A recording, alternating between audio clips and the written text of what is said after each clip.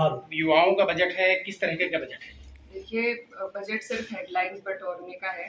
हमने अपने संसद में भी हमने ये बात रखी कि जो 12 लाख के ऊपर हेडलाइन बटोरी जा रही है, इतना सिर्फ 2% लोग कमाते, तो सिर्फ उन्हीं का फायदा है। बाकी जो लोग हैं उनको इनडायरेक्ट टैक्स में कटौती करके फायदा हो सकता था, लेकिन उसकी कहीं भी बजट में बात नहीं है।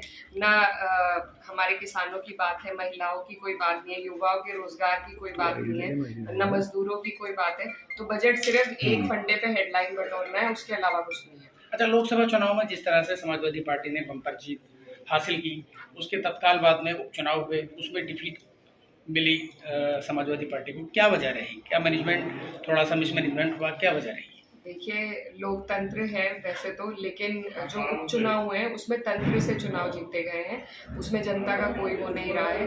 कई ऐसी सीटें हैं हमारी जहां पर भाजपा नहीं जीत सकती थी, किसी भी वजह से कभी भी नहीं जीत सकती, लेकिन वहां पर भी वो चुनाव जीते हैं। तो जिस तरीके से लोकतंत्र की धज्जियां उड़ाई जा रही है वो सबके सामने है। इलेक्शन कमीशन जिस तरीके से अनदेखी कर रहा है वो भी सबके सामने है। तो ये जो बाई इलेक्शन है ये सरकार के होते हैं, और उन्हीं के दबाव में प्रशासन ने, सभी लोगों ने मिलकर उनकी झोली में ये 9 सीट डाल दी है, जो कभी से कभी भी उन्हें नहीं मिल सकती। अच्छा, वेस्ट यूपी गन्ना बेल्ट कही जाती है, और इस बार जो दाम है, समर्थन मूल्य है, उसको नहीं बढ़ाया गया है।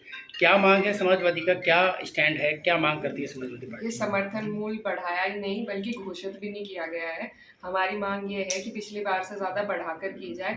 कई चुनाव में कई जगहों पर ये भी वादे किए गए कि 400 पार सीटें होंगी तो 400 पार ही गन्ने का दाम होगा। तो हमारी मांग है कि कम से कम 400 पार तो करें। हालांकि अब जो महंगाई बढ़ती जा रही है और किसान जिस तरीके से परेशान है, तो गन्ने का मूल्य तो और भी देना चाहिए, क्योंकि जो किसान है वो हमारे देश की रीढ़ की हड्डी है। तो लेकिन पिछली बार से तो बढ़ना ही चाहिए।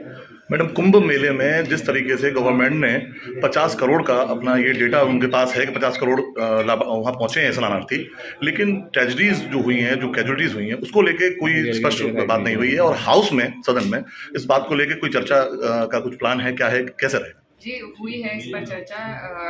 जब प्रेसिडेंट का अभिभाषण था उस पर भी अध्यक्ष जी, राष्ट्रीय अध्यक्ष अखिलेश यादव जी ने कुंभ पर ही बात करी। बजट में भी उन्होंने सबसे पहले कुंभ का मुद्दा उठाया था, लेकिन सरकार इन चीज़ों पर चर्चा नहीं करना चाहती, सिर्फ बातों को टालना चाहती है। जो वहाँ पर जिस तरीके से वीडियो हमने देखी है और जिस तरीके से जो बुलडोजर से लाशों को उठाया गया है, तो जो मरने वालों की संख्या है वो बहुत ज़्यादा है, लेकिन अभी तक वो डिजिट सरकार नहीं दे पाई है। ना ही जो लोग वहाँ पर आपस में बिछड़ गए हैं उनको भी ना तो ढूंढ पाई है, ना वो अपने परिजनों से मिल पाए हैं। तो जो व्यवस्था वहाँ पर बिगड़ी है, जिस तरीके से प्रचार किया गया था और जितना खर्चा प्रचार पर और वीआईपी मंडल में किया गया है, उतना ही अगर आम जन की व्यवस्था के लिए किया जाता तो आज ये दिन ना देखना पड़ता। लापता लोगों के लिए समाजवादी पार्टी क्या प्लान लेकर चल रही है? जमीनी स्तर पे क्या इसमें आगे करना? जमीनी स्तर पे देखिए, हम भी कई लोगों से मिले हैं, बातें हुई हैं। जो वहाँ पर हमारा शहरी संगठन है, वहाँ इलाहाबाद में जो हमारी पार्टी के लोग हैं